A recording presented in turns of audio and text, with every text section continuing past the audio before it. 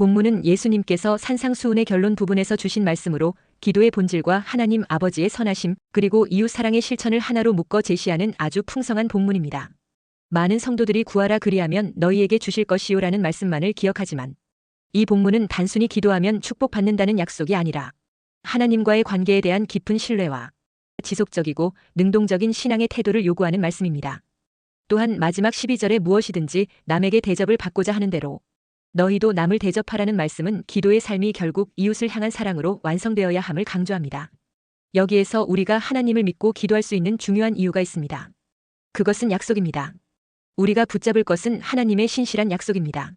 모든 간구의 기도는 약속에 근거합니다. 예를 들어 우리가 몸이 아플 때 기도합니다. 어떤 약속이 있습니까? 시편 103편 2절 3절에 내 영혼아 여호와를 송축하며 그의 모든 은택을 잊지 말지어다. 그가 내 모든 죄악을 사하시며 내 모든 병을 고치시며 했습니다. 고난과 혼란을 겪고 있는 사람에게는 이런 약속을 했습니다. 예레미야애가 3장 22절 23절에 여호와의 인자와 긍휼이 무궁하심으로 우리가 진멸되지 아니함이니이다. 이것들이 아침마다 새로우니 주의 성실하심이 크시도소이다 했습니다. 또한 우리가 두려움 가운데 있을 때 이렇게 약속하셨습니다. 이사야 41장 10절에 두려워하지 말라 내가 너와 함께 함이라. 놀라지 말라 나는 내 하나님이 됨이라. 내가 너를 굳세게 하리라. 참으로 너를 도와주리라. 참으로 나의 의로운 오른손으로 너를 붙들리라 했습니다. 재정적으로 어려울 때 이렇게 약속하셨습니다. 시편 34편 9절 10절에 너희 성도들아 여호와를 경외하라. 그를 경외하는 자에게는 부족함이 없도다. 젊은 사자는 궁핍하여 줄일지라도 여호와를 찾는 자는 모든 좋은 것에 부족함이 없으리로다 했습니다. 앞날에 근심이 있을 때 약속했습니다. 예레미야 29장 11절에 여호와의 말씀이니라. 너희를 향한 나의 생각을 내가 아나니 평안이요 재앙이 아니니라. 너희에게 미래와 희망을 주는 것이니라 했습니다. 자녀에게 문제가 있을 때의 약속입니다. 이사야 54장 13절에 내 모든 자녀는 여호와의 교훈을 받을 것이니 내 자녀에게는 큰 평안이 있을 것이며 했습니다. 어디로 가야 할지 모르는 사람에게 주시는 약속입니다. 시편 37편 23절에 여호와께서 사람의 걸음을 정하시고 그의 길을 기뻐하시나니 했습니다. 결국 기도는 하나님의 약속의 말씀을 이루게 하는 능력인 것입니다. 이렇게 기도에 있어서 중요한 것은 약속의 말씀을 믿고 붙잡는 것입니다. 그리고 기도에서 말씀을 붙잡는 것 다음으로 중요한 것은 끈질김입니다. 하나님이 약속하셨기 때문에 우리는 어떤 형편에서도 절망하지 않고 끝까지 기도하는 것입니다. 그래서 오늘 본문 7절에서 구하라, 찾으라, 두드리라고 말씀합니다. 끈기 있는 기도의 지속성을 말하고 있습니다. 우리가 구할 때 언제까지 구해야 합니까? 얻을 때까지입니다. 한번 달라고 구했는데 안 주신다고 포기해야 되겠습니까? 아닙니다. 찾아야 합니다. 언제까지? 찾을 때까지입니다. 그리고 내가 정말 다급해서 문을 두드렸는데 문이 열리지 않는다고 포기하겠습니까? 문이 열릴 때까지 두드릴 것입니다. 그러므로 계속 구하고 쉬지 말고 구하고 끝까지 두드리라는 것입니다. 엘리야는 머리를 무릎 사이에 넣고 비가 올 때까지 계속 기도했습니다. 예수님도 겟세마네 동산에서 하나님의 뜻을 이룰 때까지 3번씩 나아가 기도했습니다. 다니엘도 사자굴에서 건짐받을 때까지 기도했습니다. 그러므로 응답받는 기도는 끝까지 끈질기게 기도하는 기도입니다. 이렇게 끈기 있게 기도하면 하나님은 좋은 것으로 주십니다. 이렇게 간구하는 자에게 주님이 주신 약속이 있습니다. 11절에 너희가 악한 자라도 좋은 것으로 자식에게 줄 줄 알거든. 하물며 하늘에 계신 너희 아버지께서 구하는 자에게 좋은 것으로 주시지 않겠느냐 했습니다. 여기서 중요한 말은 좋은 것으로입니다. 그런데 많은 사람들이 이것을 구하는 자에게 구하는 대로 주리라고 이해합니다. 왜냐하면 구하는 자에게 구하는 대로 주는 것이 좋은 것으로 여기기 때문입니다. 그러나 예수님은 무엇이라고 말씀합니까? 구하는 자에게 좋은 것으로 주시리라고 했습니다. 왜 주님은 우리가 기도할 때 구하는 대로 준다고 하지 않고 좋은 것으로 준다고 할까요? 이유가 있습니다. 그것은 우리가 구하는 것이 항상 좋은 것은 아니기 때문입니다. 우리는 기도할 때 자주 우리의 생각을 관철시키려 합니다. 하나님께서 요나에게 느니웨로 가라고 하자 요나는 나를 다시스로 보내주소서 하며 뱃길을 알아보았더니 마침 다시스로 가는 배가 준비되어 있었습니다. 여기서 알아야 할 것은 환경이 잘 따라준다고 해서 그것이 하나님의 뜻은 아닙니다. 요나는 기도하고 자기가 원하는 대로 떠나갔지만 결국 바다에 빠지고 말았습니다. 그래서 요나에게 좋은 것이 하나님께 좋은 것은 아니라는 것을 잘 보여주고 있습니다. 아브라함과 롯이 가나안 땅에서 동거하다가 분가를 하게 됩니다. 그때 아브라함은 먼저 롯에게 땅의 선택권을 주었습니다. 롯이 눈을 들어보았더니 소돔과 고모라 땅이 비옥하고 애굽 땅같이 좋아 보였습니다. 그래서 롯이 자기에게 좋아 보이는 소돔과 고모라로 갔는데 결국 망했습니다. 롯의 눈으로 보기에는 좋았으나 하나님의 눈에 보기에는 좋지 않았기 때문입니다. 그래서 기도 응답은 하나님의 기쁘신 뜻대로 되어져야 합니다. 그러나 언제나 우리는 기도할 때 내 생각, 내 욕심으로 구할 때가 많습니다. 이것을 성경은 정욕으로 구한다고 말합니다. 정욕은 욕심입니다. 그런 의미에서 하나님께서 지금까지 우리가 기도하는 대로 응답했다면 우리는 확실히 망했을 것입니다. 왜냐하면 우리의 기도 대부분이 욕심을 따라 하는 기도이기 때문입니다. 그런 의미에서 우리가 받은 최고의 은혜는 우리가 기도한 대로 응답받는 것이 아니라 하나님이 보시기에 좋은 대로 응답받은 것입니다. 가끔 우리의 기도가 하나님이 보실 때 좋을 때가 있습니다. 그러면 하나님이 즉각 응답하십니다. 그러나 우리의 기도가 하나님이 보실 때에 좋지 않는 경우가 있습니다. 그러면 대개 안 주시거나 좋을 때까지 연기를 하시기도 합니다. 그렇기에 가끔 안 주시는 것도 좋은 응답인 것입니다. 하나님의 응답의 기준은 하나님이 보실 때 좋으냐 안 좋으냐입니다. 그것도 지금 좋으냐 나중에 좋으냐입니다. 이 모든 것을 포함해서 우리가 기도하면 하나님은 어떻게든 응답하시는 것입니다. 첫째, 우리는 구하며 기도해야 합니다. 7절에 구하라 그리하면 너희에게 주실 것이요 했습니다. 예수님은 기도를 세 가지 동사로 표현하셨습니다. 구하라, 찾으라, 두드리라입니다. 이 세 단어는 단순히 동의어가 아니라 점점 더 강도와 절박함이 커지는 진행형입니다. 그리고 구하라는 말은 하나님께 나아가 필요를 아뢰라는 것입니다.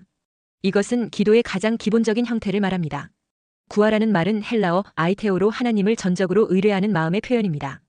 이 말은 구하는 일을 계속하라는 현재형 명령으로서 지속적인 간구를 의미합니다. 야고보도 말합니다.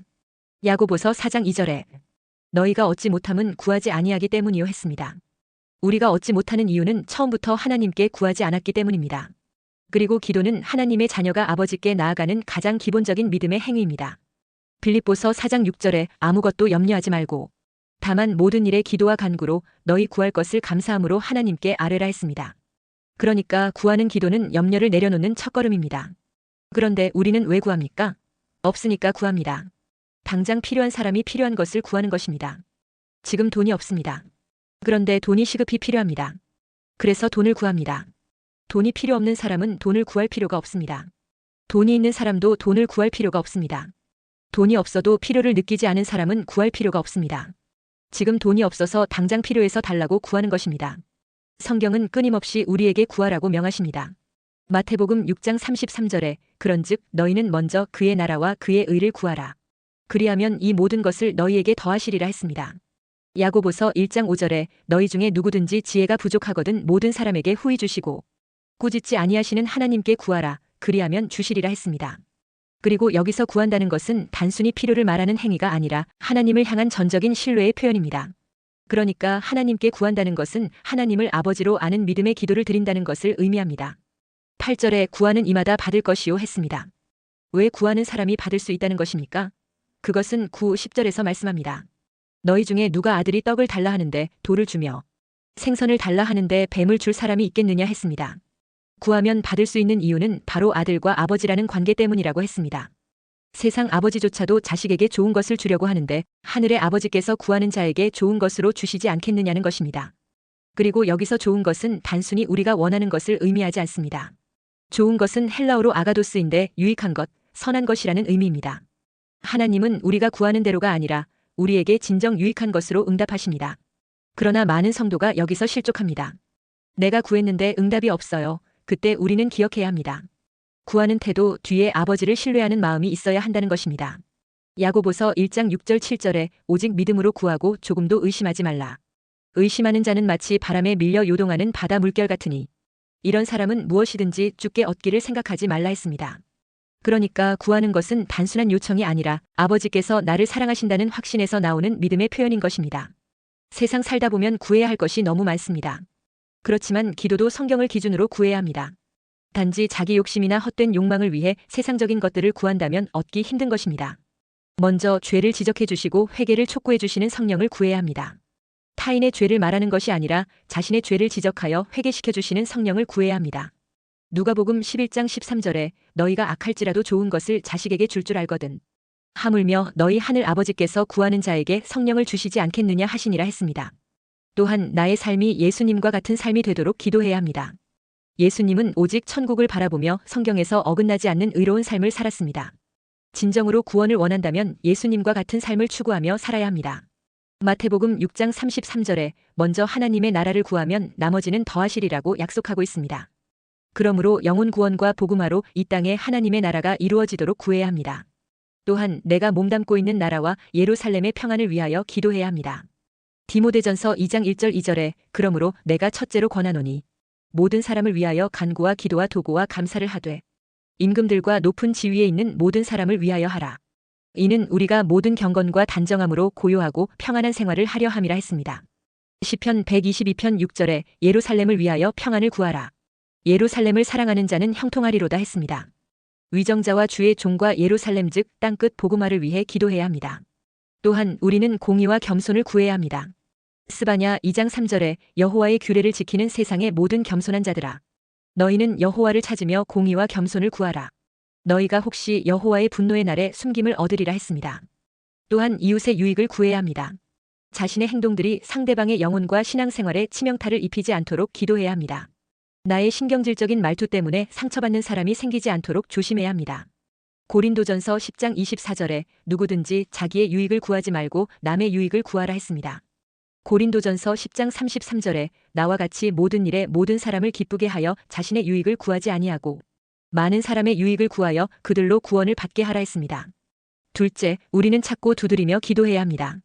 찾으라는 것은 적극적이며 지속적인 신앙의 태도를 의미합니다. 찾는 것은 구하는 데서 한 걸음 더 나아가는 것입니다.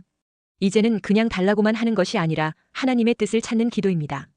찾는 것은 말씀과 살 속에서 하나님의 뜻을 분별하는 적극적 기도입니다. 찾으라는 헬라어 제테오로 탐구하고 살피고 깊이 찾아보는 행동을 의미합니다. 기도는 단지 하나님께 말하는 것을 넘어 하나님께서 어디에 역사하시며 어떤 길을 여시는지를 분별하는 과정입니다.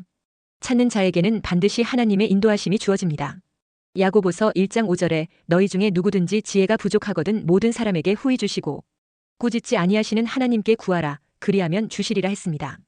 찾는 기도는 하나님의 뜻과 계획을 적극적으로 탐구하는 기도입니다. 구하는 것이 믿음의 출발이라면 찾는 것은 믿음의 적극적인 움직임입니다. 구하는 자는 하나님께 마음을 드리는 사람이고 찾는 자는 그 마음을 따라 삶에서 하나님의 뜻을 발견하려는 사람입니다. 단순히 입술로 기도하는 데 그치지 않고 말씀과 삶 속에서 하나님의 인도하심을 적극적으로 찾는 것입니다. 그런데 주로 누가 찾습니까? 잃어버린 자가 찾습니다. 소중한 것을 잃었기 때문에 찾습니다. 지금 내가 찾지 않는다면 잃은 것이 없거나 잃었어도 소중하지 않기 때문입니다. 8절에 찾는 이는 찾아낼 것이요 했습니다. 찾는 자에게 찾아지는 역사가 일어난다는 것입니다. 누가복음 15장 8절에 어떤 여자가 10드라크마가 있는데 하나를 잃으면 등불을 켜고 집을 쓸며 찾아내기까지 부지런히 찾지 아니하겠느냐 했습니다. 신앙이란 얻는 것뿐 아니라 찾고 발견하는 것입니다. 마치 값진 보석이나 진주 또는 천국 열쇠를 찾는 것과 같습니다. 예레미야 선지자도 말합니다. 예레미야 29장 12절 13절에 너희가 내게 부르짖으며 내게 와서 기도하면 내가 너희들의 기도를 들을 것이요 너희가 온 마음으로 나를 구하면 나를 찾을 것이요 나를 만나리라 했습니다. 대부분의 젊은이들은 애인을 찾고 중년들은 돈을 찾고 노인들도 명예를 찾습니다. 그러나 진정한 인생의 의미는 애인도 돈도 명예도 아닙니다. 하나님을 찾고 만나는 데 있습니다. 인간의 근본적인 갈증과 불안과 근심과 걱정이 어디에서 옵니까?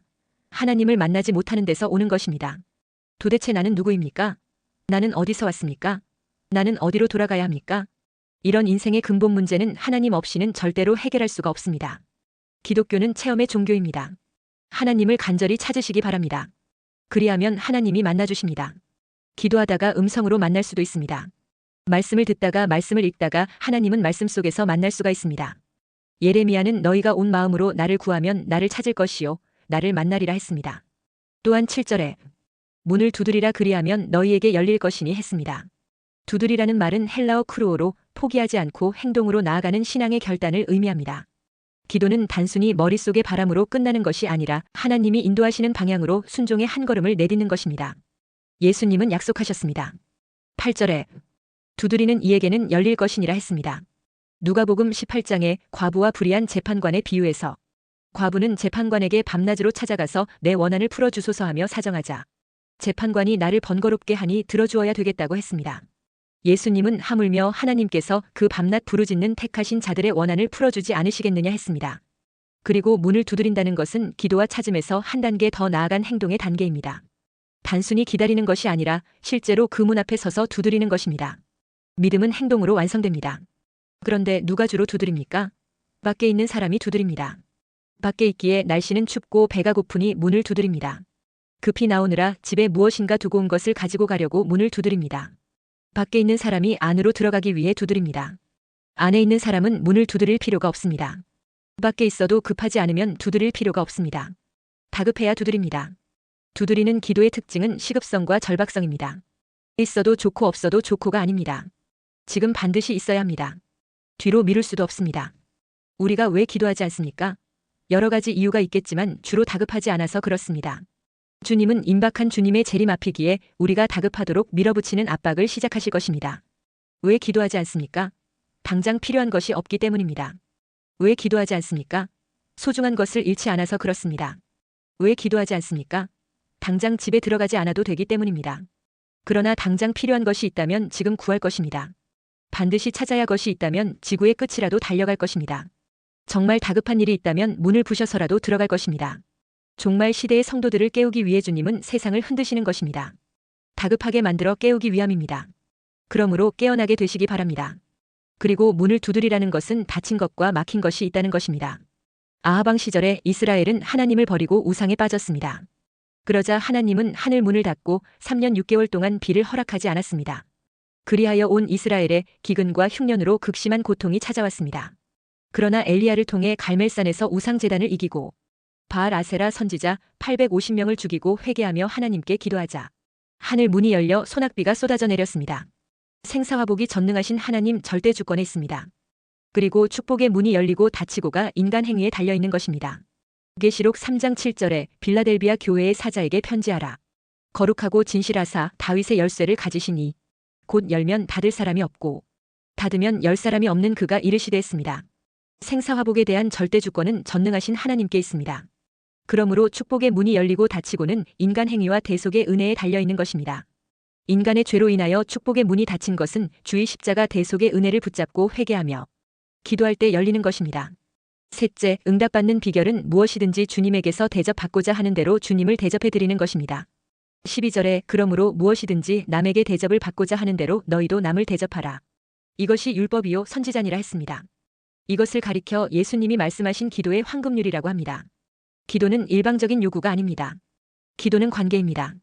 내가 하나님께 어떤 태도로 나아가느냐가 하나님께서 내 기도를 어떻게 받아주시느냐를 결정합니다. 우리가 하나님께 구할 때 어떤 마음입니까? 주님, 저는 주님의 자녀입니다. 저를 사랑하신다고 하셨으니 당연히 주셔야 합니다. 이런 태도는 사실 교만입니다.